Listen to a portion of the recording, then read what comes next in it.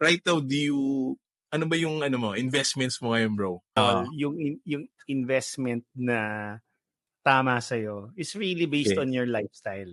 Like ako, for instance, medyo busy ako talaga, Loran. So, I mean, yung araw ko, medyo, it's a bit hectic, di ba? So, wala na talaga akong time magbantay ng market, to be completely honest. Especially ngayon because we're starting a new business. Yeah. So, for me, alam ko na yan pag wala akong masyadong oras magbantay, di ba? I can't really look at my investments on a regular basis. So, hindi ako nagde-direct stocks gaano. But syempre, kung may mga ideas akong, of course, pwede ka pa rin mag-stock kasi may FMETF naman doon, yung index fund natin sa exchange, di ba?